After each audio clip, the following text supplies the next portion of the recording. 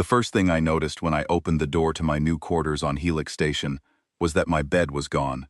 Not missing, not stolen, just shoved against another bed to form one massive sleeping platform covered in some kind of woven fabric cocoon that smelled like warm copper and cinnamon.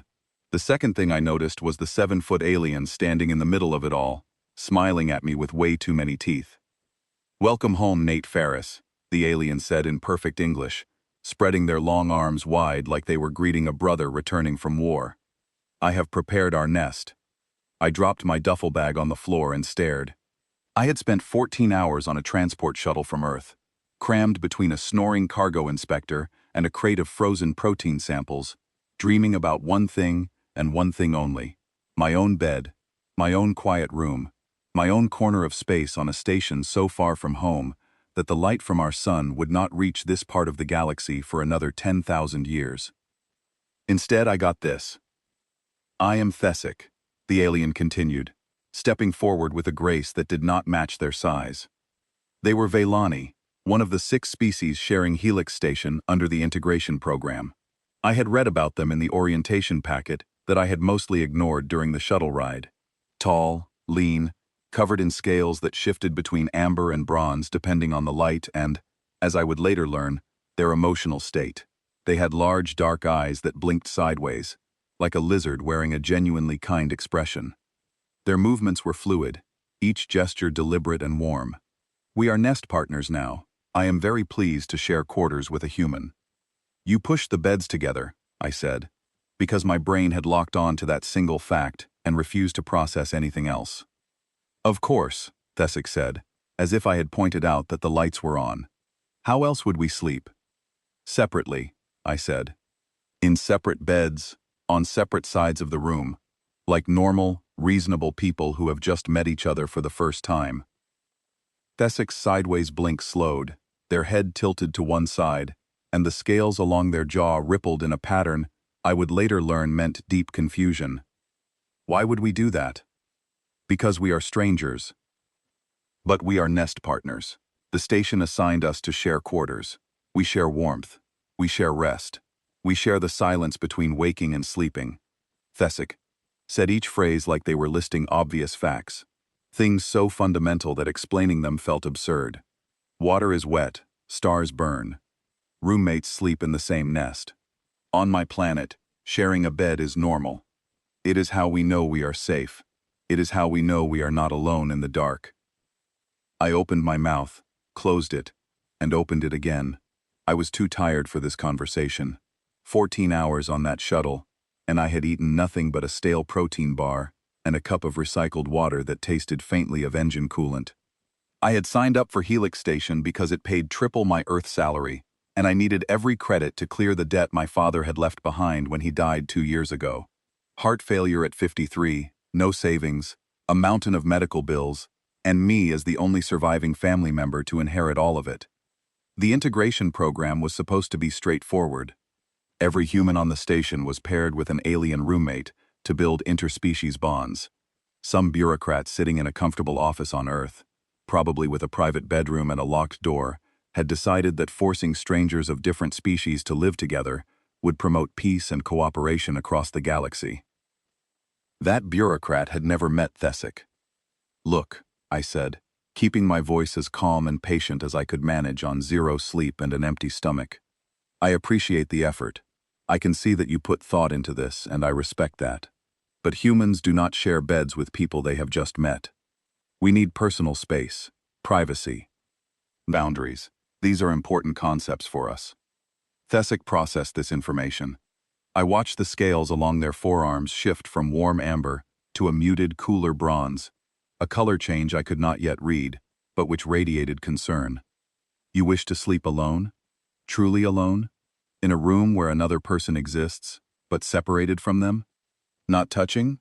Not sharing warmth, or breath, or presence?" "Yes, that is exactly what I wish. And this is normal for humans.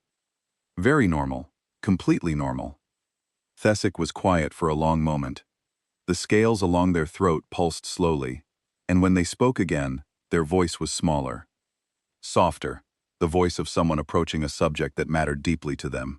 "On Vela, We only make someone sleep alone when they have committed a grave crime against the community.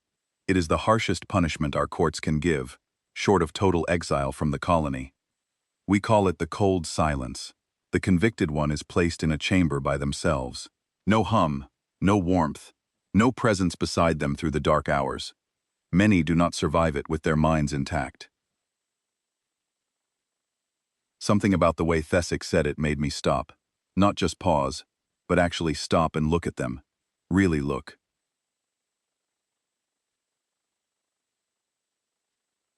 Their dark eyes were steady on mine, wide and earnest, with no manipulation behind them, no passive aggression, no agenda, just genuine, honest confusion about why any living creature would willingly choose the worst punishment their civilization could imagine and call it normal.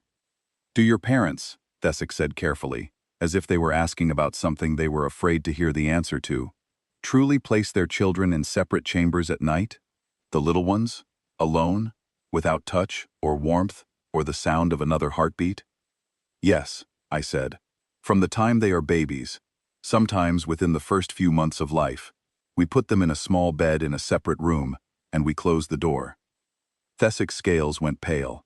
Not the confused bronze from earlier. Not the warm amber of their natural state.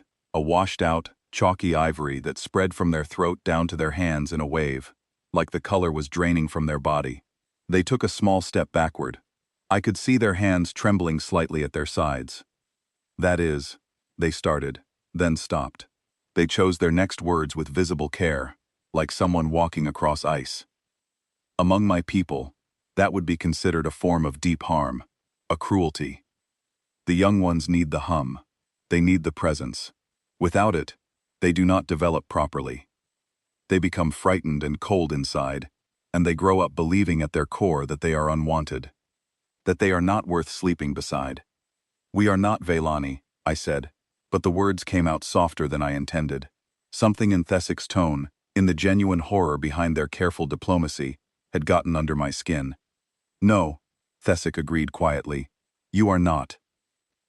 A silence settled between us, heavy and awkward, and filled with the gap between two worlds that had never learned to understand each other.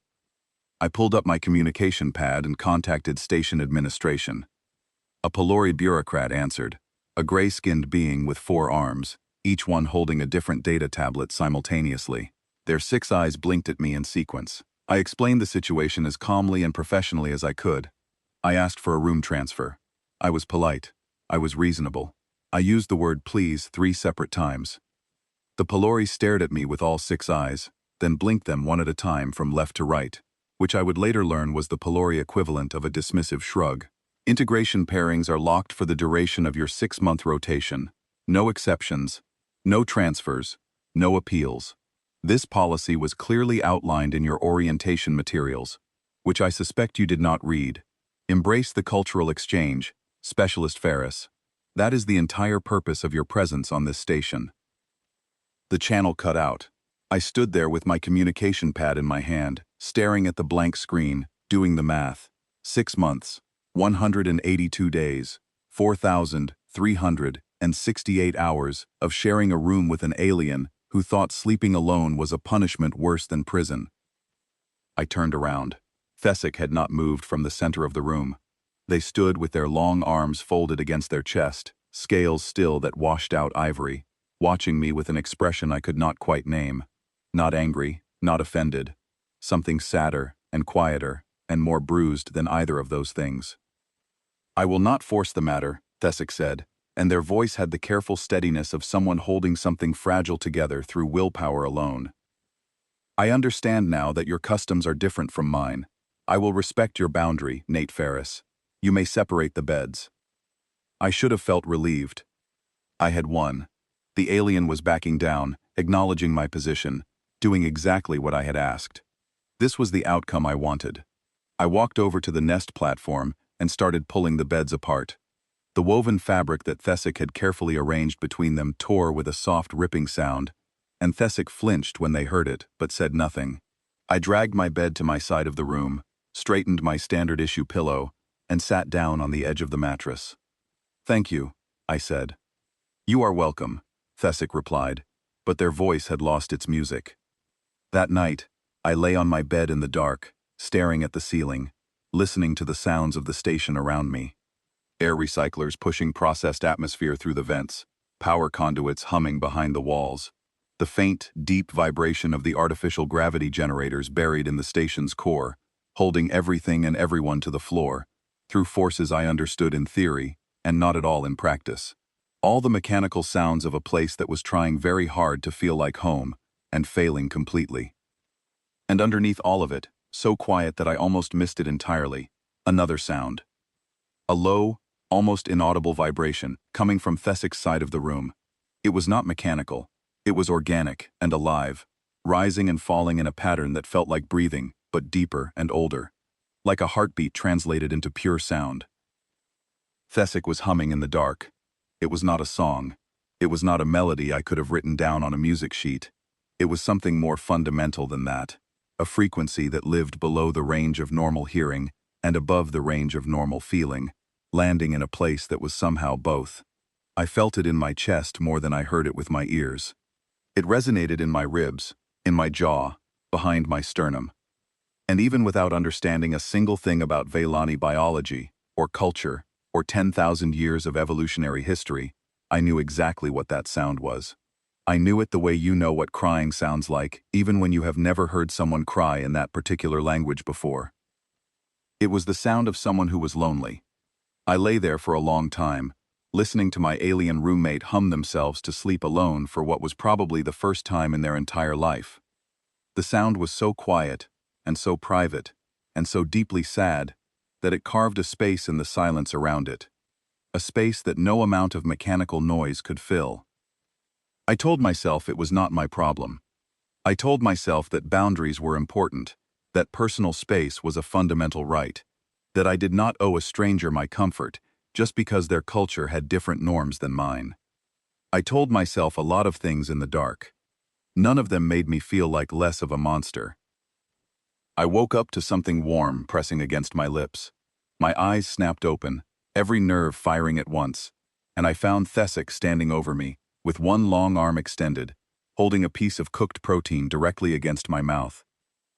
Their dark eyes were bright and hopeful, their scales a warm, anticipatory gold.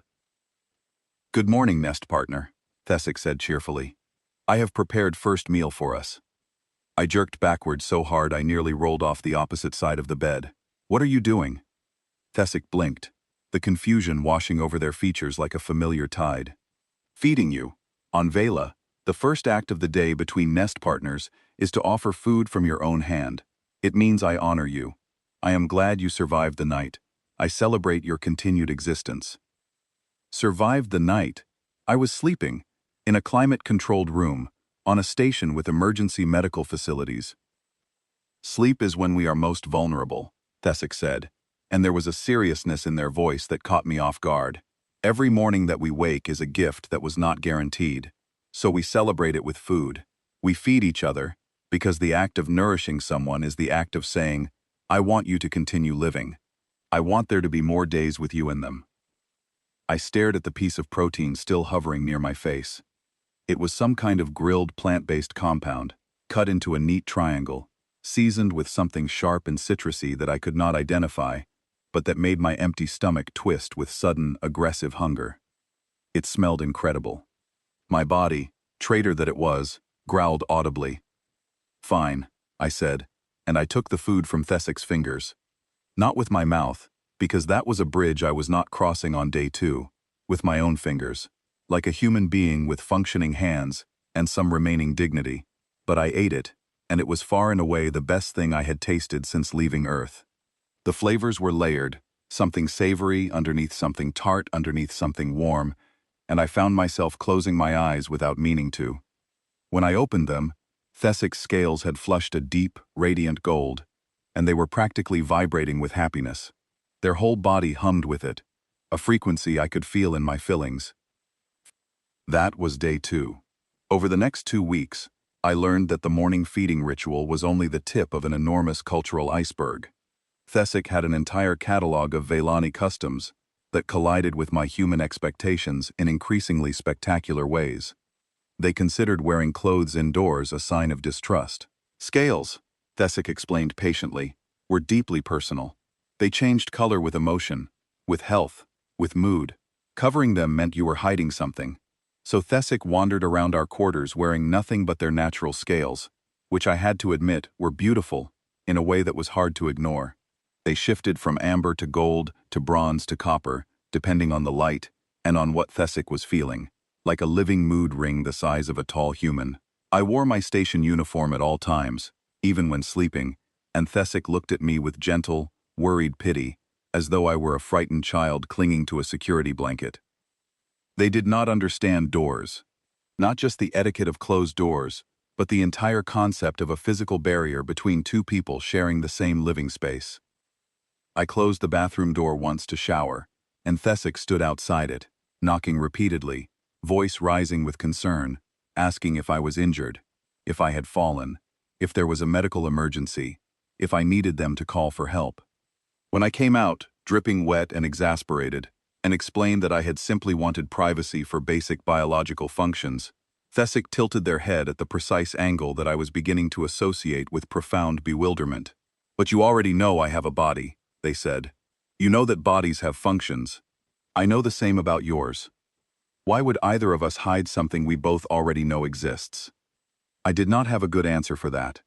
I had arguments, but I did not have answers. And those are different things. They hummed in their sleep, every single night without exception. That low, subsonic vibration that was not quite a sound and not quite a feeling, but something that existed in the space between the two. I felt it in my teeth, in my ribs, in the bones of my skull, somewhere behind my sternum, where my heart beat its own steady rhythm. It was not loud enough to wake me once I was asleep, but it was constant, a background frequency that my nervous system registered and could not ignore. After the first week, I started noticing its presence, not as an intrusion, but as a baseline. After the second week, I started noticing its absence on the rare occasions when Thesic stayed awake late, and the silence without it felt wrong in a way I could not articulate, like the sound of a clock you have stopped hearing until the moment it stops ticking. And the most disorienting, frustrating, humbling thing about all of it was that none of it was hostile. Not one single behavior was intended to annoy me, or push my boundaries, or establish dominance. Every custom that drove me up the wall came from a place of genuine, uncomplicated warmth. Thesic was not invading my space. They were trying to include me in theirs. There is a real and important difference between those two things, and it took me an embarrassingly long time to see it. By the end of the second week, something shifted inside me. I did not decide it consciously. It just happened, the way your body adjusts to a new altitude or a new time zone without asking your brain for permission. I stopped flinching when Thesic offered morning food. I started leaving the bathroom door open because closing it caused more disruption than leaving it ajar. I began eating Vailani-prepared meals, not out of politeness, but because they were genuinely good. I stopped wearing my uniform jacket in our quarters, which Thesic noticed immediately and responded to with a full-body flush of delighted gold. And then one morning, standing in the shower, I caught myself humming, a low, resonant note that sat in the back of my throat and vibrated in my chest, a Vailani sleep tone. I stopped mid-note, water running down my face, and stared at the wall as if it could explain what had just happened. I could not remember learning that sound. I could not point to a moment when I had heard it and decided to reproduce it. It was just there, living in my body like a reflex, like muscle memory for a skill I had never been taught. Thesic heard it. I came out of the bathroom and found them standing very still in the center of our quarters, scales cycling through colors I had never seen before, deep golds and warm coppers, and a shimmering bronze that seemed to glow from within. "You were humming," they said, and their voice was hushed. "I guess I picked it up somewhere," I said, suddenly self-conscious. "Sorry, I did not realize I was doing it." "Do not apologize," Thesic said it quickly, almost urgently. "Nate, do you understand what you just did? On Vela, cultural adaptation is not something an individual does casually. It is generational work. Entire councils of elders debate a single customs change for decades before it is implemented. Proposals are filed, reviewed, amended, voted upon, revised, and filed again. A Vailani might live their entire life, 160 of your years, and never adopt a single practice from another community, even one on the same continent, of the same planet. And I picked up your sleep hume in 2 weeks, I said, the weight of it settling over me. In 2 weeks, Thesic repeated, as if hearing themselves say the words might make them believe it. Without study, without instruction, without even conscious awareness that it was happening, there is no word in our language for what you are doing, Nate Ferris, because no Veilani has ever done it. You humans do not just learn about other cultures. You absorb them, you let them inside you, and you change shape to make room, and you do it so naturally that you do not even notice until it is already done. I did not know what to say to that, so I said nothing, but I thought about it for the rest of that day, and the next day, and the day after that. Helix Station was not the harmonious melting pot that the recruitment brochures had promised. 6 species shared the station, and most of them kept to their own kind, despite the integration mandate. Humans clustered with humans in the common areas, gravitating toward familiar faces and shared references, and the comfort of not having to explain themselves. Veilani nested with Veilani. The Pelori ran the administrative sections with their characteristic efficient indifference. 6 eyes scanning data streams, 4 arms filing reports, caring about nothing except that the paperwork was properly formatted.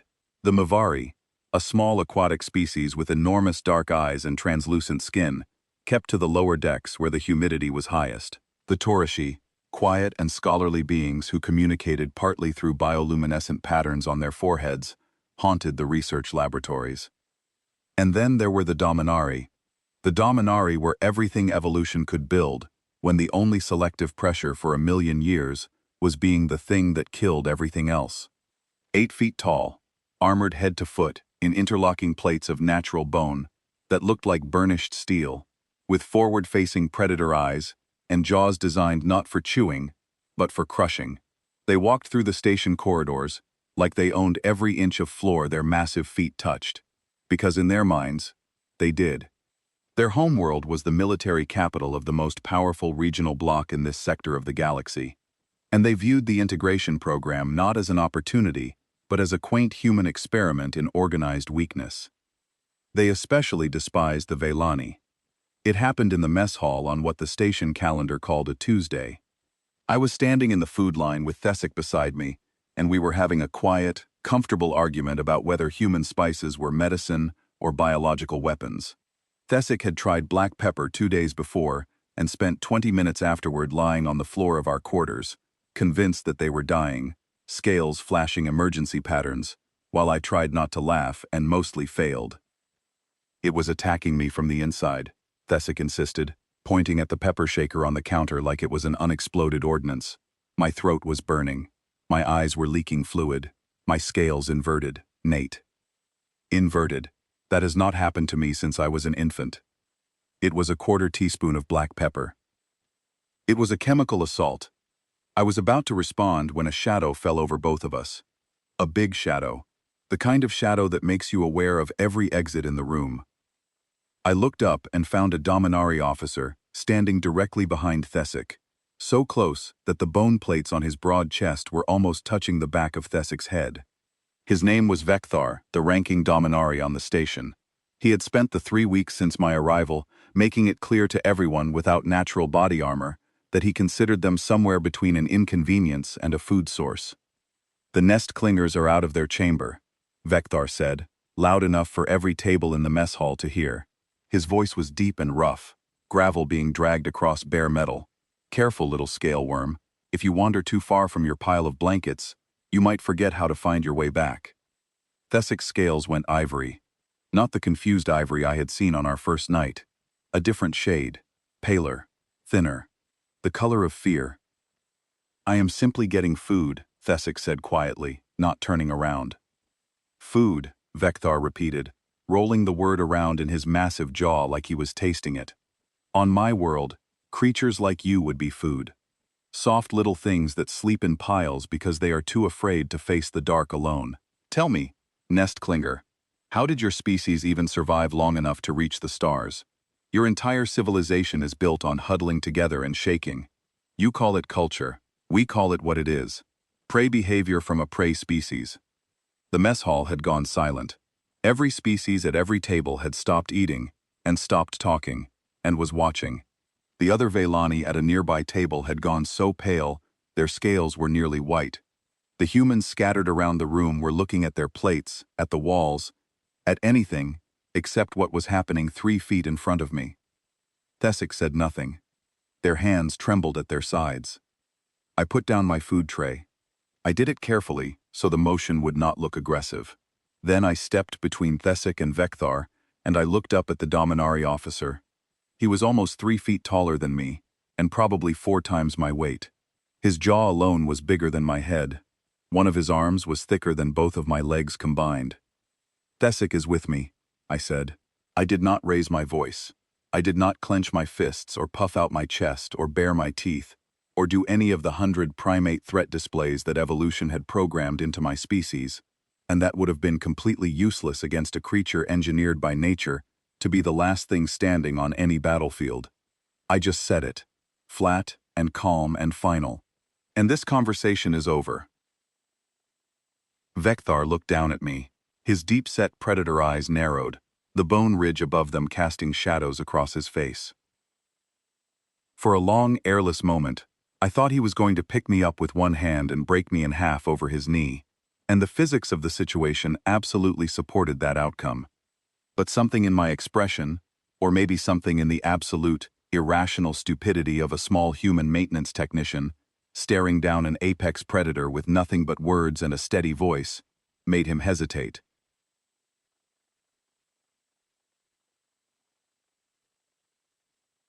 He snorted, a harsh, wet sound that misted from between his jaw plates. "Humans," he said, loading the word with everything he thought about us.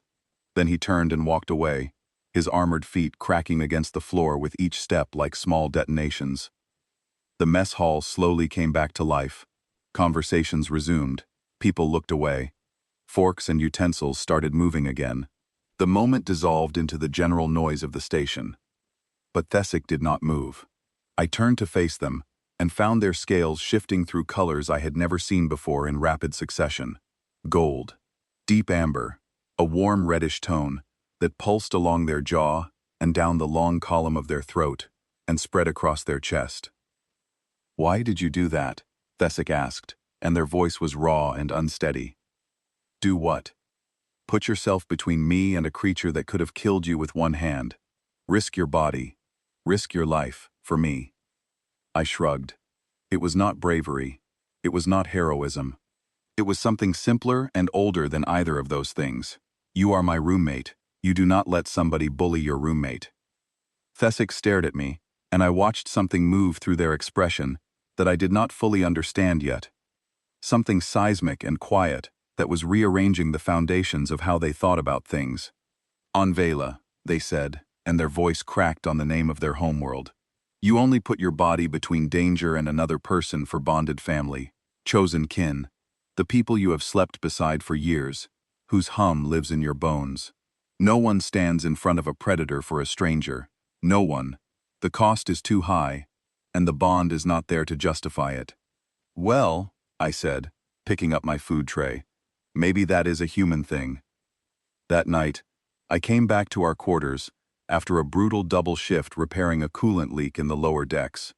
My hands were raw, my back was screaming, and my brain was running on nothing but caffeine and spite. I barely made it through the door before my legs gave out, and I collapsed at my workbench, forehead against the cool metal surface, eyes closing before I could stop them. I woke up hours later in bed. My boots had been removed and placed neatly beside the frame. A blanket had been draped over me, tucked in with careful precision around my shoulders.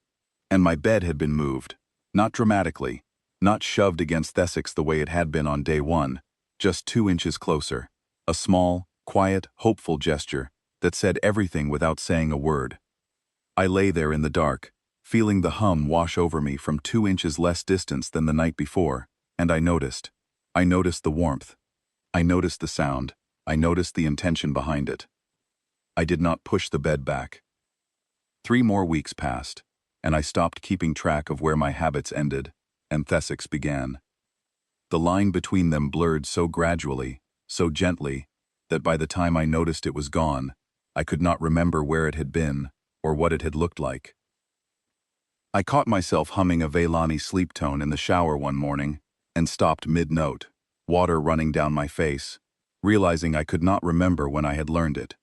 It lived in my body now, buried in muscle memory alongside every other reflex I had never been taught. My body had absorbed it without consulting my brain, like learning to breathe in a new atmosphere. Thesic and I had developed a rhythm that felt less like two strangers sharing a room and more like two instruments playing the same piece of music. We cooked together every evening. Thesic was horrified and fascinated by human spices in equal measure. They had tried garlic and declared it a chemical weapon deployed against them personally. They had tried cinnamon and gone completely still for a full 10 minutes, scales rippling through waves of color I had never seen, before announcing in a hushed voice that it was the most beautiful thing they had ever tasted, and asking if it was possible to be in love with a tree bark. We ate every meal side by side, and I had stopped using utensils for breakfast because Thesic prepared everything in hand-sized portions, and the truth was, it was easier and faster and more satisfying. We worked different shifts, me on maintenance days and Thesic on environmental calibration nights, but we debriefed every evening in our quarters. I told them about burst pipes and corroded conduits, and the time I found a MeHFY nesting in a ventilation shaft on Deck 9.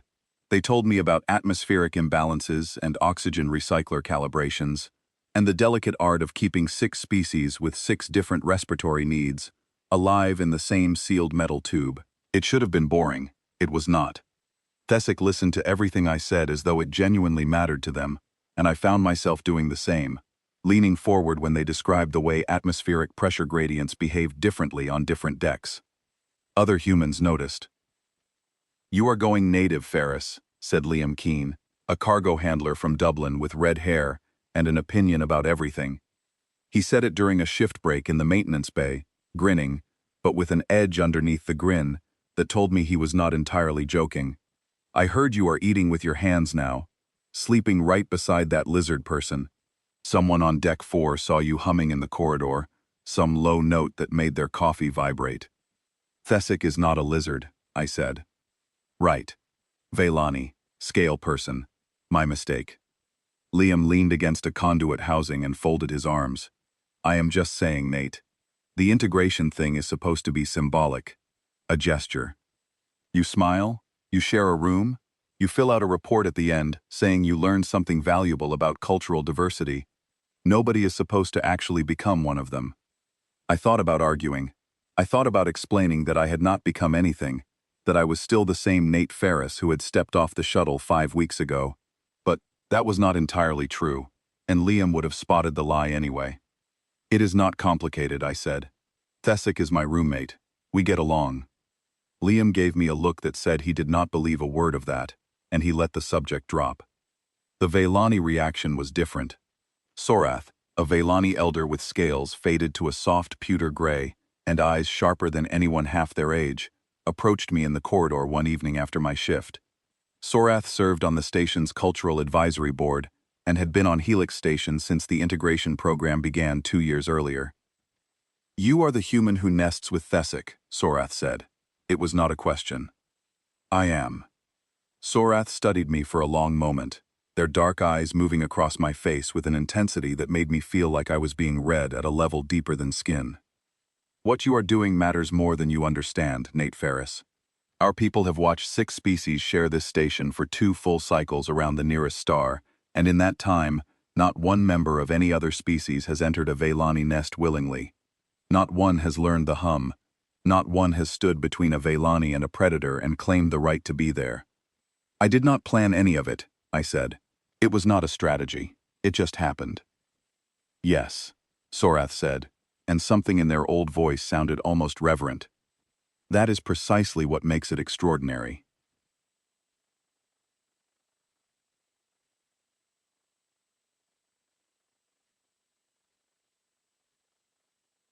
I thought about Sorath's words that night as I lay in bed listening to the hum. The beds were 6 inches apart now. Neither of us had discussed it. The gap had been closing by fractions, an inch one night, half an inch the next, drawn together by a gravity that had nothing to do with physics. We were both pretending not to notice. We were both aware that we were pretending. "Thesic," I said into the dark. "Yes, Nate? Why did you really push the beds together on the first day? Not the cultural overview version. Not what you would tell a diplomat or an orientation officer. The real reason. The one that matters." The humming paused. The silence it left behind was enormous. In the dim light of the station's night cycle, I saw Thesic turn their head toward me on the pillow. Their dark eyes caught the faint amber glow of the standby lights and held it. "Veilani do not sleep the way humans sleep," Thesic said, and their voice was careful and measured, choosing each word like placing stones on a path. "When we enter rest state, our scales soften. Our senses diminish to almost nothing.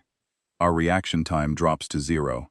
We become, in every meaningful biological sense, completely helpless, defenseless, blind and deaf and slow, in a universe that does not pause because you have closed your eyes." I said nothing. I listened. For 10,000 years, our species has survived this vulnerability by sleeping together.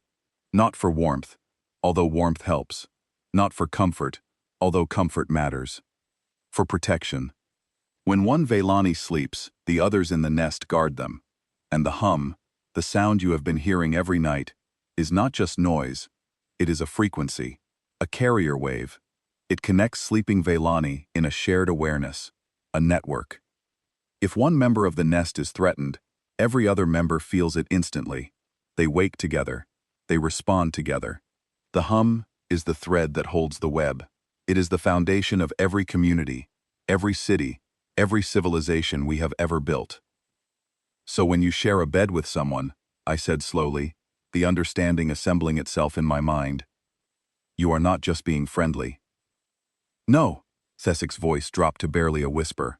"When I share a bed with someone, I am saying, I trust you with my life at the moment when I am least able to protect it. I am saying, I will guard you and you will guard me. I am saying, you are not a stranger, you are mine, and I am yours. It is the most sacred thing a Veilani can offer another being." The room was very still. "And on our first day," I said, "I pulled the beds apart." "Yes. And that felt like you looked at the most sacred thing I had to give and told me it was unwanted. Like you weighed my trust and found it worthless." Thesic paused. "I understood later that you did not know. That your customs are different and your reaction was natural for a human. I hold no anger for it, Nate. I never did. But you asked me for the truth, and that is the truth." I lay in the dark and felt those words settle into me, like stones, sinking into deep water.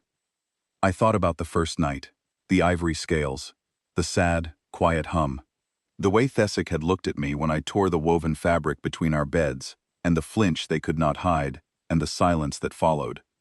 I had not been setting a reasonable boundary that night. I had been throwing a gift on the ground in front of the person who offered it. I sat up. I swung my legs over the side of the bed. I put my hands on the bed frame, braced my feet against the floor, and pushed. The bed scraped across the surface and met Thesic's with a solid, definitive thud. Thesic went completely still. "What are you doing?" they whispered. "Fixing something I broke 5 weeks ago," I said. I lay back down. Thesic was right there beside me, close enough that I could feel the warmth radiating from their scales, a gentle, steady heat like lying next to a sun-warmed stone. The hum started up again, but it was different now. Deeper, richer, fuller. It resonated not just in my ribs and my teeth, but in a place behind my heart that I had not known was empty until it was suddenly, completely full. Thesic's scales flushed the deepest gold I had ever seen, a color like the first light of sunrise breaking over a horizon, a color like a feeling too big to keep inside a body, spilling over into the visible spectrum.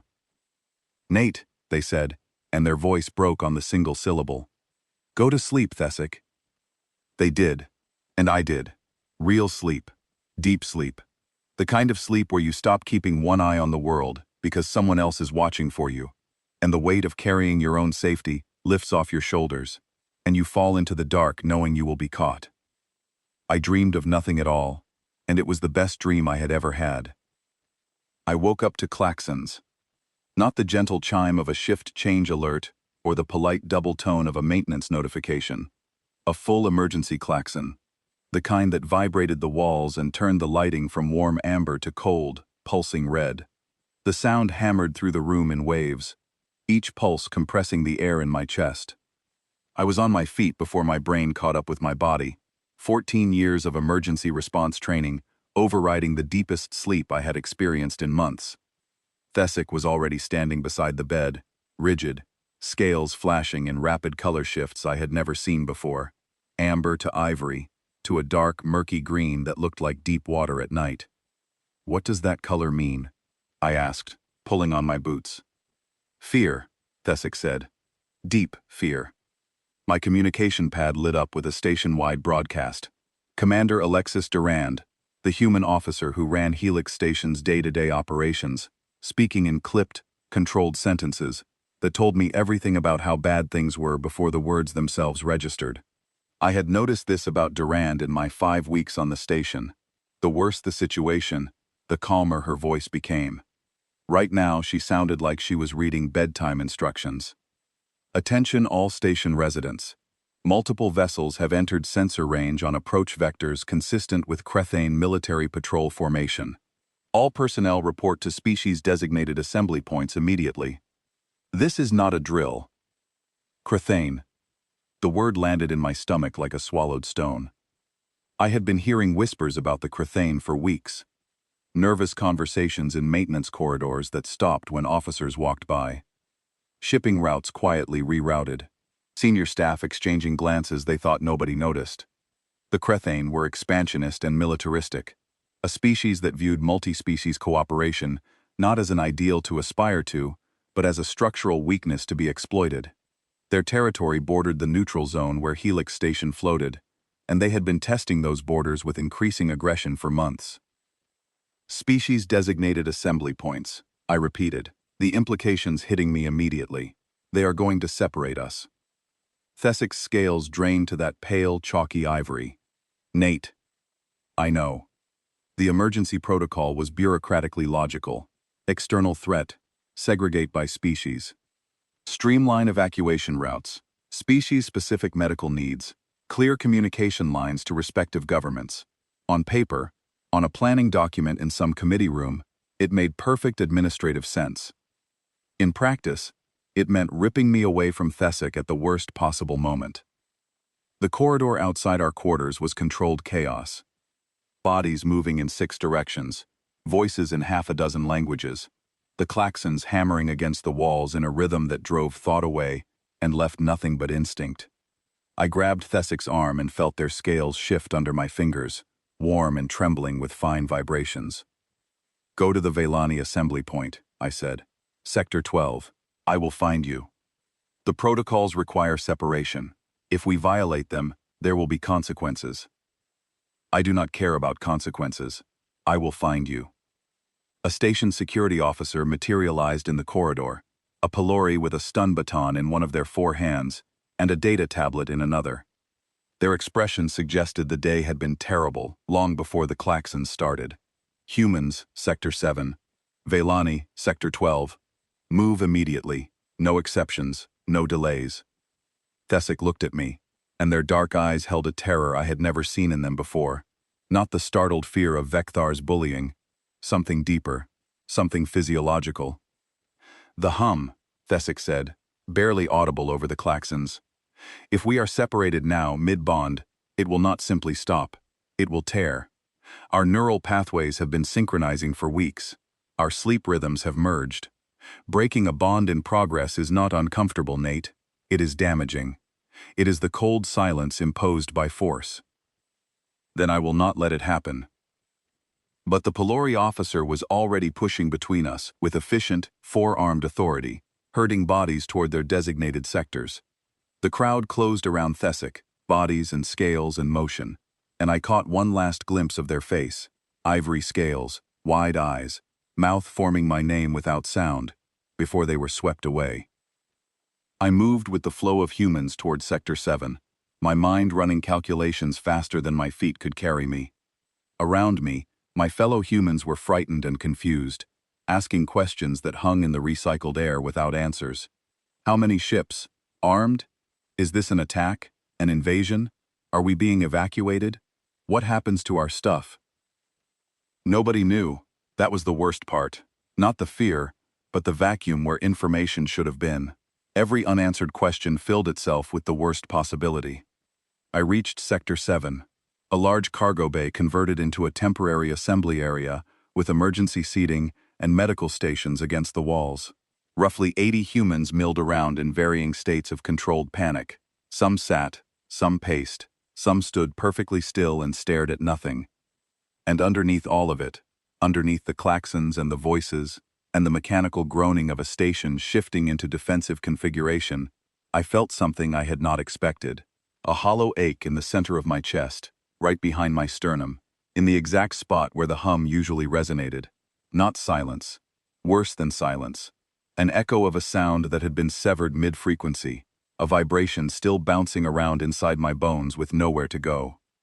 It hurt. Not in a way I could show a medic or point to on a diagram. It hurt the way missing someone hurts. Like an absence shaped exactly like the thing that was supposed to be there. 20 minutes crawled past. 30. The klaxons cycled down to a low, pulsing drone, and Commander Duran's voice returned over the speakers. The approaching vessels have been identified as a Crethane naval patrol operating under a regional security mandate. They have requested permission to dock for what they describe as a compliance inspection. Station Command is in communication with Crethane leadership. Remain at assembly points. Compliance inspection. I had heard those words before, in news feeds from the outer colonies. The Crethane did not invade. They did not need to. They carried legal authority from the Kethvari Regional Compact, a power block that granted them jurisdiction to conduct security audits on stations operating in neutral space. It was conquest wrapped in paperwork. They would dock, inspect, find irregularities, and use those irregularities as justification to detain, relocate, or remove anyone they classified as a security risk. And the species they classified as security risks were always the ones who could not fight back. I thought about Thesic, 3 sectors away, surrounded by frightened Veilani, whose combined hum I could still feel as a phantom vibration in my chest. Thesic, whose scales were the color of fear. Thesic, who had given me the most sacred trust their culture possessed, and who I had abandoned because a Pelori with a stun baton told me to. I stood up from the bench I had been sitting on. Clara Brennan, a hydroponics specialist with sharp eyes and dirt permanently embedded under her fingernails, looked up from beside me. "Where are you going, Ferris?" "Sector 12. My roommate is there." The bulkheads are sealed, security locks on every corridor between species zones. "I am a maintenance technician, Clara. I have been crawling through the guts of this station for 5 weeks. There is not a seal, or a lock, or a hatch on Helix Station that I cannot get around, through, or under." Clara stared at me for a long moment. "You are actually going to do this?"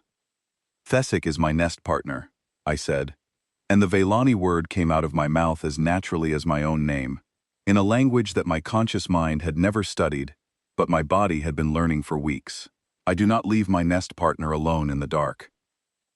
I moved to the back of the assembly bay, found an access panel I had repaired myself 2 weeks earlier, popped it open, and climbed into the maintenance conduit behind it. The crawl took 40 minutes. Through cable runs and ventilation trunks, and the narrow, cramped spaces between the station's outer hull and its inner walls, where the real work of keeping everyone alive happened. I knew these spaces. They were my workplace, my domain. Every loose bolt, every patched weld, every shortcut that did not exist on any official schematic, but that every maintenance tech discovered within their first week on the job. I passed through 3 sealed bulkheads by going around them, not through them. I crossed Sector 9 through a ventilation trunk that ran above the ceiling panels. I dropped into Sector 11 through a cable access hatch and sprinted through a corridor that was supposed to be empty. I reached Sector 12. The Veilani assembly area hit me before I saw it. The hum struck me like a physical force the moment I dropped through the ceiling hatch. A wave of subsonic sound so powerful that it resonated in every bone in my body. This was not the quiet, intimate hum of Thesic sleeping beside me. This was a chorus. Over 100 Veilani pressed together, scales touching, humming on a shared frequency that lived below the threshold of normal hearing and above the threshold of feeling. It was vast and layered and alive, and it should have been alien and terrifying. And instead, it was the warmest thing I had ever felt. The sound of 100 scared people holding each other up. The sound of not being alone. I pushed through the cluster gently, following something I could not explain with words. Not a sound. Not a direction I could point to. A pull. An instinct. A compass needle in my chest, swinging toward the one point on the station where it needed to be. Thesic was at the center. Curled tight, scales bone white, humming so intensely their entire body vibrated.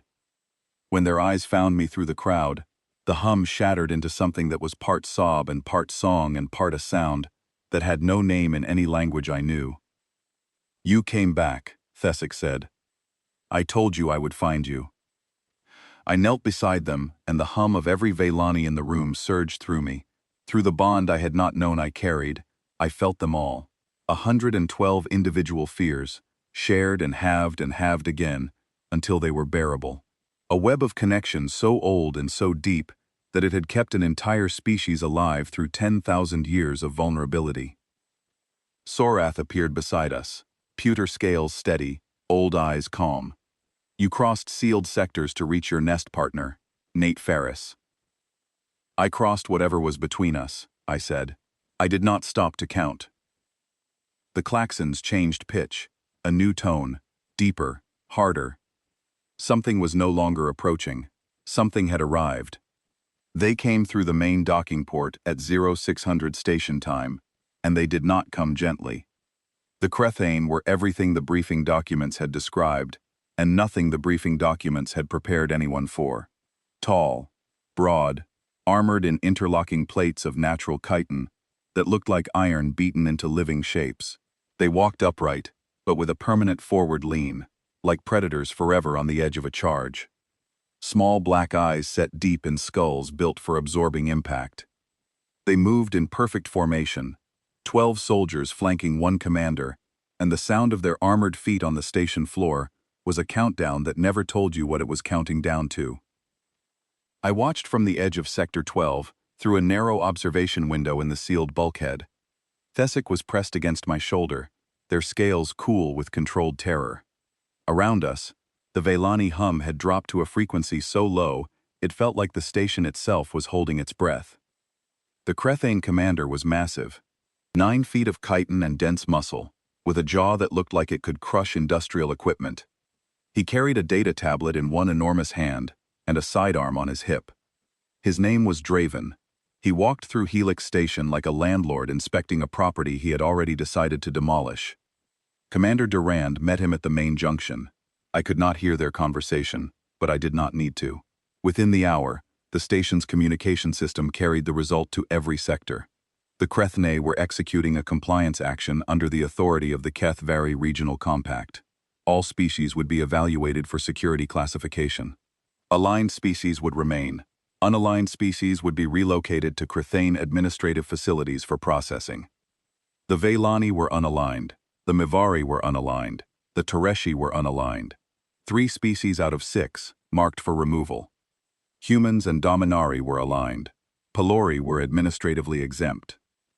The sorting had already been decided, before the Crethane ships had entered sensor range. This was not an inspection. It was a harvest. Thesic looked at me when the announcement ended.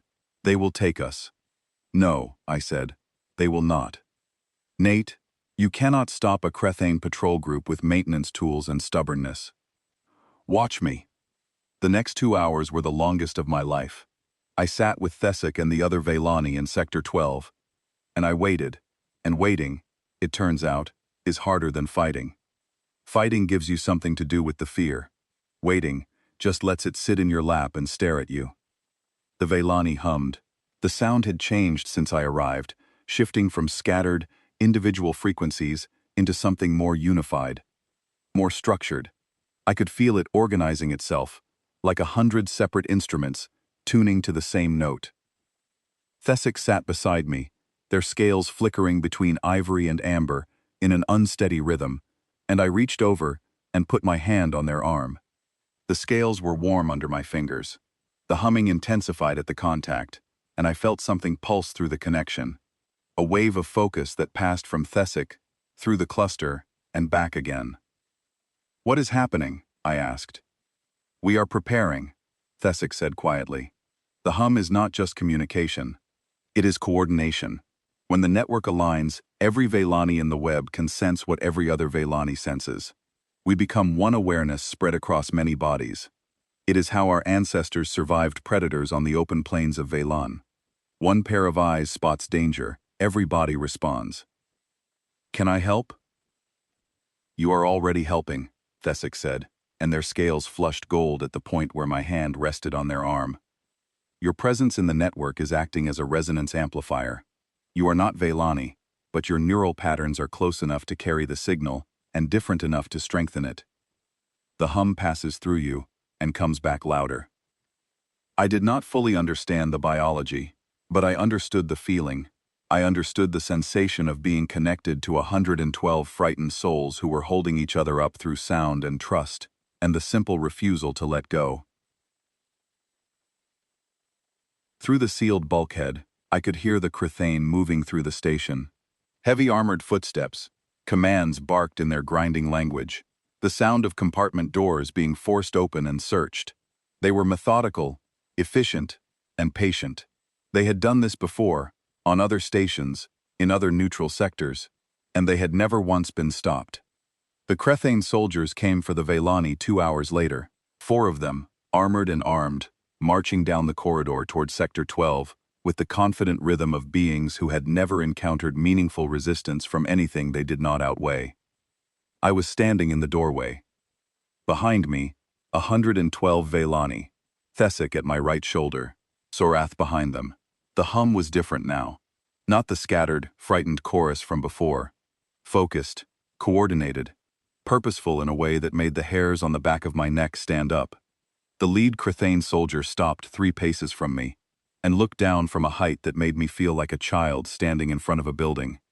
His black eyes evaluated me with predatory efficiency. Step aside, human. The unaligned species are to be escorted to Transport Bay 4 for relocation. No. The soldier processed my response like a system error. You are classified as aligned. This action does not concern your species. Step aside. The Vellani are with me. They are my people. I am not moving. A beat of silence. The soldier exchanged glances with the 3 behind him. Then he activated his communication unit, spoke in rapid Crethane, and a minute later, Draven himself appeared at the far end of the corridor. He walked toward me with the slow, deliberate pace of something that had never needed to hurry, because nothing in its evolutionary history had ever required urgency. He stopped, and the corridor felt smaller with him in it. He looked down at me from a height that required me to tilt my head back until my neck ached. You are the human, blocking my compliance action, Draven said. His voice sounded like tectonic plates grinding against each other deep underground. I am the human, telling you the Vellani on this station are staying exactly where they are.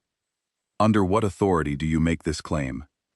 Under the authority that I am standing here, and I am not leaving. Draven studied me the way you study an insect that has landed on your food, curiosity mixed with the faintest edge of irritation. Why would a human claim bond kinship with Vellani? Your species has no nest culture, no bond network, no biological link to these creatures. They are nothing to you. They are my people, I said. They are not your species. I did not say species, I said people. There is a difference. Movement behind me. Not from the Vellani. Human movement. The sound of heavy boots on metal flooring. The distinctive cadence of workers who spent their days on their feet and their nights in rooms that were not quite home. Liam Keane appeared on my left, Clara Brennan on my right. Behind them, Derek Marsh, Sophie Aldridge, Ben Coulter, more, a dozen, 20, 30 humans emerging from maintenance hatches and ventilation panels and access corridors, converging on Sector 12 through the same network of shortcuts and workarounds that I had used. None of them were soldiers. They were the people who kept this station alive, pipe fitters and power techs and atmospheric engineers and cooks and medics. People whose hands were calloused and whose backs ached and who had never fired a weapon in their lives, and every single one of them was furious. "What is this?" "Arthur happens," Traven demanded. "This is what happens," I said, "when you try to take our people." Liam leaned toward me, eyes locked on the Chthon commander. "Heard you were causing trouble, Ferris," the humming told us. Every one of us who has a Vaylani roommate felt it go through the walls, through the floors, through us.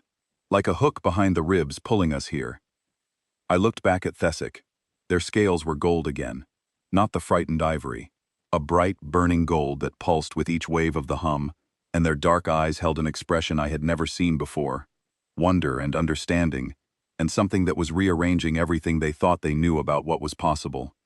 "The Bond Network," Thesic said, quiet enough that only I could hear over the tension in the corridor. "You are in it, Nate. You have been for weeks. Your nervous system absorbed the hum while you slept. You are not just hearing it, you are part of the web. And so is every human who bonded with a Vaylani roommate. That is how they knew to come. That is how you knew where to find me. The network called you and you answered. Is that why the hum felt different tonight? Stronger? It felt stronger because it was carrying more than one species for the first time in 10,000 years of Vaylani history. You are connected. All of you. Not fully. Not the way Vaylani are connected, but enough. Enough to feel when something is wrong. Enough to find your way through sealed corridors to the people you will not let go. I turned back to Draven. The Crethane commander was scanning the growing crowd with an expression I had never seen on a Crethane face. Not fear, because Crethane processed threat differently than other species, but uncertainty. And for a creature whose entire civilization was built on the certainty that strength determined hierarchy, uncertainty was more dangerous than fear. "Commander," I said, and my voice carried through the corridor without effort, because the hum was behind it now, not just Thesic's hum, but the hum of every bonded pair on the station. "You have a choice. Leave this station with your mandate intact and your record clean, or stay and explain to the Compact why your simple compliance action turned into an interspecies incident that will make every human government in 4 sectors reconsider their diplomatic relationships." Draven said nothing for a long time. Behind me, the hum shifted one final time, and through the bond, through the web of shared trust that no one had planned and no one had engineered, I felt the full scope of what was happening, not just in this corridor. Across the entire station, in every sector and on every deck, humans and Vaylani were moving together, with a coordination that no military training could have produced. In Sector 3, a power systems team led by Derek Marsh had quietly isolated the energy feeds to the Crethane transport ship, cutting the vessel off from the station's grid without triggering a single alarm. In Sector 8, Sophie Aldridge and her atmospheric engineers had prepared targeted environmental countermeasures, harmless gases that would drive Crethane soldiers out of occupied corridors without causing permanent harm.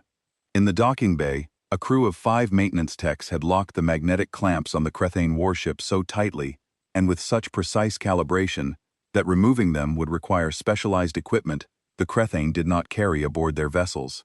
In the medical wing, Ben Coulter had organized the medtechs to seal off the trauma bays from Crethane access, while keeping emergency services running for every species on the station.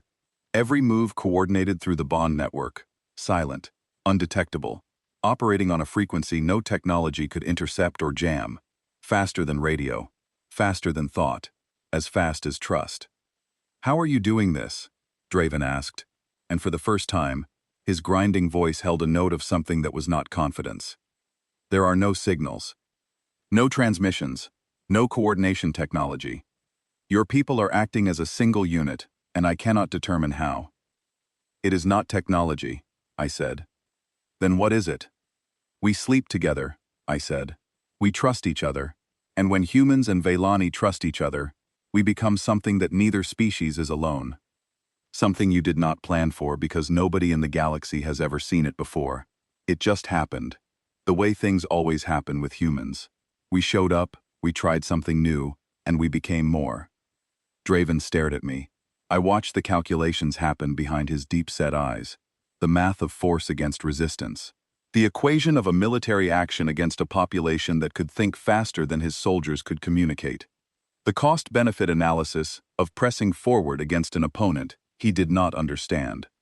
Your compact authority covers compliance actions against unaligned species, I said. But every human on this station has voluntarily bonded with a Vaylani partner. We are nest kin. Removing the Vaylani means severing active bonds, and bond severance is a prohibited act under interspecies law. Even your compact recognizes that. The corridor held its breath. Draven turned and walked away. Not dramatically, not in defeat. With the measured, deliberate pace of a commander conserving his forces for a battle he could win on different terms.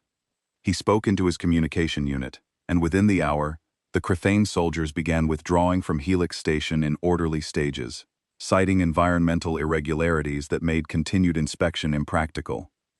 It was face-saving language. Everyone on the station knew it. No one challenged it. The Crethane warship decoupled from the docking clamps at 1100 hours and moved to a holding position 1,000 kilometers out, and then farther, and then it was a point of light, and then it was gone. Helix Station exhaled.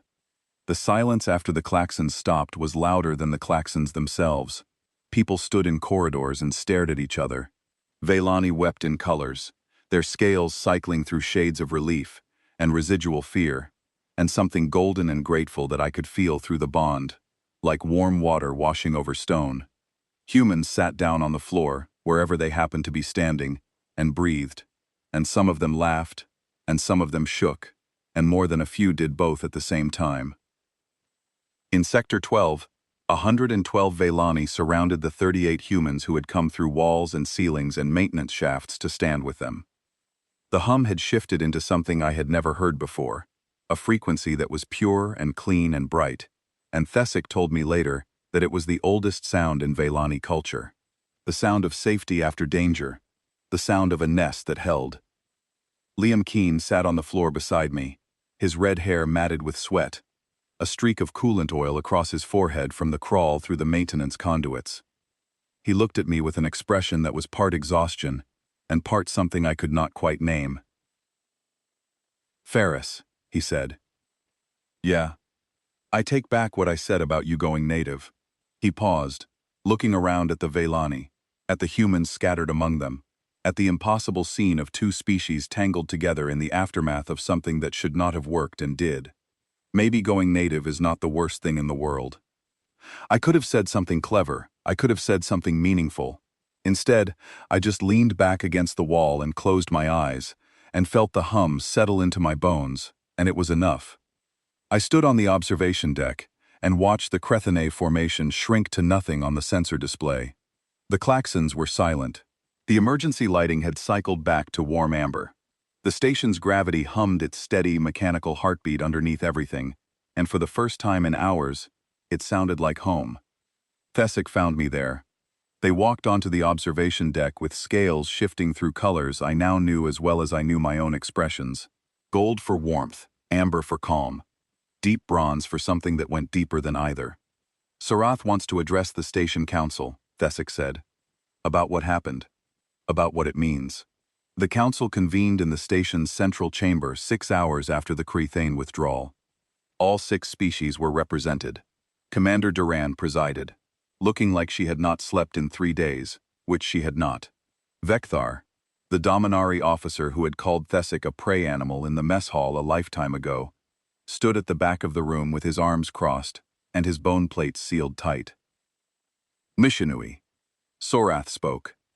The elder's pewter scales caught the overhead lights as they addressed the assembled representatives, and their voice carried a weight that silenced every sound in the chamber. "In 10,000 years of Vaylani civilization," Sorath said, "no alien species has ever been accepted into a bond network. This was not a matter of willingness or desire. It was considered biologically impossible. The hum operates on a neural frequency that requires architecture specific to our species. We have tested this with every spacefaring race we have encountered. It has never worked. The frequency passes through other nervous systems like light through glass. No absorption, no resonance, no connection." Sorath paused and looked directly at me. I felt the weight of 112 Vaylani gazes follow theirs. Until Nate Ferris. Until the humans. The chamber was silent. We did not engineer this outcome.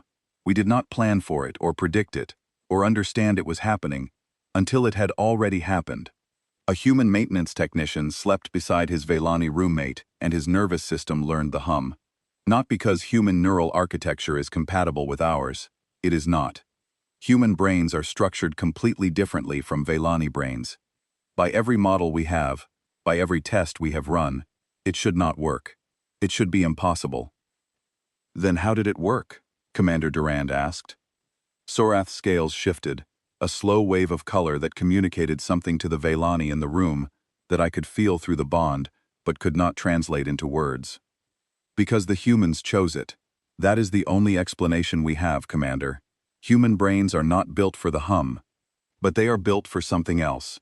Something we have never encountered in any other species in 10,000 years of contact. They are built for adaptation, for reaching across distances that should be unbridgeable, and finding a way across. The human nervous system did not process the hum the way Velani systems do. It invented a new way to process it.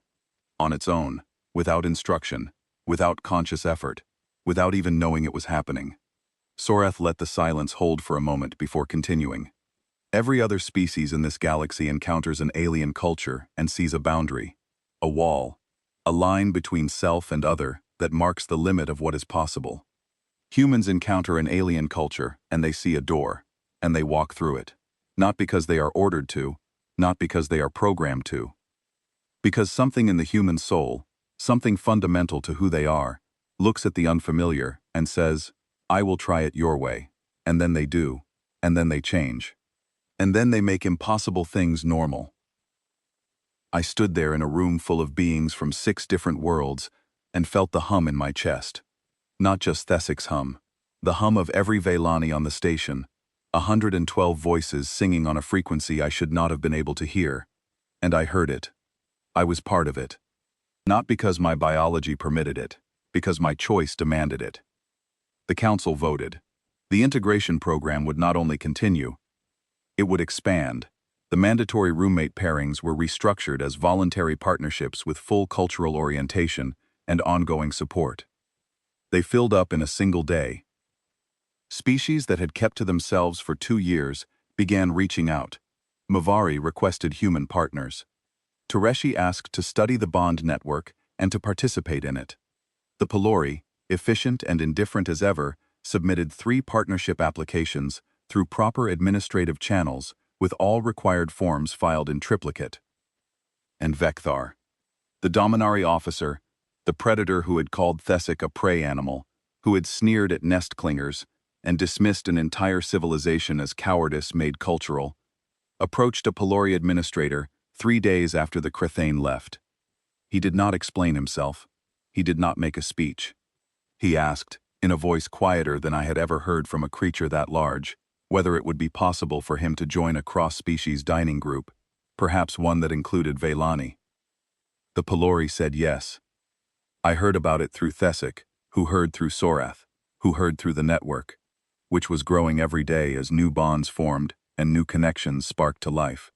The web of trust that had started with one exhausted, debt-ridden maintenance tech and one lonely alien in a shared room was spreading through the station like roots through fertile ground, finding spaces no one knew were empty and filling them. In the weeks that followed, the station transformed in ways that no policy document or committee meeting could have engineered. The mess hall, which had been silently segregated since the day the station opened, began to mix. Humans sat with MeHFY and learned that the small aquatic beings had a sense of humor so dry and sharp it could cut steel. Tereshi shared bioluminescent stories, their foreheads flickering with light patterns that human eyes could not fully read, but human hearts could somehow feel. A Pelori administrator, the same one who had dismissed my transfer request on day 1, was seen sharing a meal with a human engineer, 4 arms gesturing animatedly while they debated the optimal filing system for cross-species incident reports. The bond network continued to grow. Not every human Velani pairing produced the same depth of connection. Some bonds were strong and immediate, others were quieter, more gradual, a slow warming rather than a sudden flame. But every bond added a thread to the web, and every thread made the whole structure more resilient. The Veilani researchers on the station began documenting everything, building a body of evidence for something that had never been studied because it had never existed before. And across the galaxy, word spread. Other stations heard about what happened on Helix. Other integration programs, struggling and stalling, reached out for guidance. A Veilani delegation from their homeworld requested permission to visit, to see with their own eyes what their elders could not explain. Something had changed, not just on Helix Station, in the way different species looked at each other across a mess hall table, in the conversations that happened in corridors between beings who had never spoken before, in the quiet, revolutionary act of choosing to sit beside someone whose body was built from a different blueprint and deciding that the difference was not a wall, but a door. And it had started because one human being did not push his bed back to the wall. 3 months later, on a quiet evening during the station's night cycle, I lay in a nest that was neither human nor Veilani, but something that had no name yet, because it had never existed before. Thesic had woven our beds together with traditional Veilani fabric, the warm copper and cinnamon weave that I had torn on my first day, and that they had patiently rebuilt, stronger this time, with more intricate patterns that I was only beginning to learn to read. I had added my human pillows to the cocoon, and a blanket from Earth that my mother had made before I was born, worn soft with decades of use. The result was a beautiful, imperfect mess of two cultures tangled together, and it was the most comfortable place I had ever rested in my entire life. My debt was halfway paid. My contract had been extended. For the first time since my father died, the future felt like something to look forward to, rather than something to survive. Thesic lay beside me, scales warm against the night cycle chill, hum steady and deep. The vibration settled into my chest, like a second heartbeat, that I had been born with, but had only just learned to hear.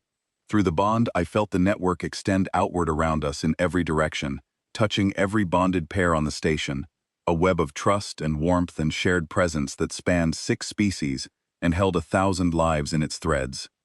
I could feel Liam and his Veilani partner 3 decks below. I could feel Clara Brennan humming in her sleep without knowing she was doing it. I could feel the faint, tentative pulse of new bonds forming in rooms where strangers were becoming something more than strangers, one night at a time. "Nate," Thesic said into the quiet. "Yes. On my planet, sharing a bed means I trust you with my life." I turned my head and looked at Thesic, at their dark eyes reflecting the soft amber of the standby lights, at the gold of their scales, the color that meant warmth and home and everything that mattered between two beings who had crossed the distance from strangers to family in less time than it took most people to learn each other's names. "On mine," I said, "it means you are home." The hum deepened. The station turned slowly in the dark, a single point of warmth in a galaxy full of distances, and in a small room on Deck 6, 2 beings from 2 different worlds lay side by side in a nest they had built together, and neither of them was alone. The hum did not stop. It never does, once you let it in.